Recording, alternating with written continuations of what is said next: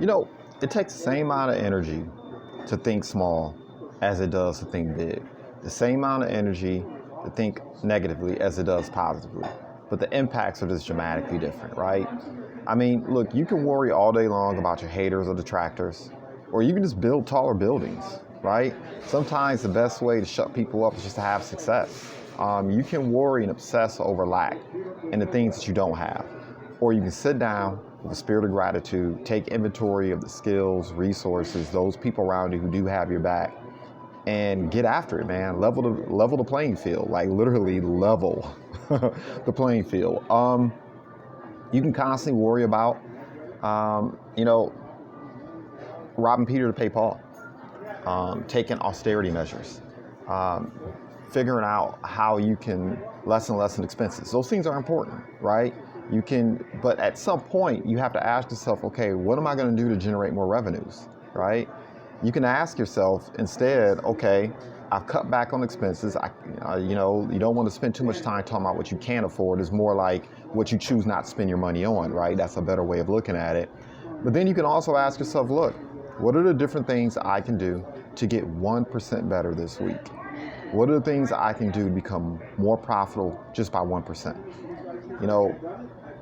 Snowflakes turn into snowballs. You improve by 1% every single week. At the end of the year, you're 52% more profitable. I think everybody would be glad to be 52% more profitable. You do that 3 years in a row, you're 150% more profitable, right? You can constantly obsess about the BS.com around you, the constant negative news, right? You can be on social media all day long looking at all the BS.com transpiring that really has nothing to do with you. Like most of the stuff that people are consuming online is not going to improve their life circumstances or life chances. Or what you can do is you can ask yourself, before you jump on social media, before you respond to that email, before you send out that text message, you can ask yourself, look, what are the 3 things I can accomplish today that'll make the biggest difference in my life? What are the 3 things I can accomplish this week that'll make the biggest difference in my week? What are the 3 things I can accomplish this month that'll make the biggest difference in my month, right? And when you do that, what you're doing is you're taking your agency back. You're not allowing the world and people around you to dictate what your agenda should be and what you should be thinking about. You want to be the captain of your own ship, right? They say you are what you eat, you are what you think, right? So ask yourself, what are the things that will make the biggest difference in your life? And just choose 3 of them. You choose 5, 10, 20 of them. At the end of the day, you feel in some kind of way, you only knock down maybe 2, 3 items off the to-do list, right? You feel like you haven't accomplished much.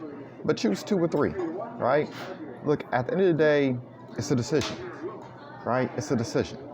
Just like the decision between choosing to eat a salad versus crushing a Big Mac every single day, right?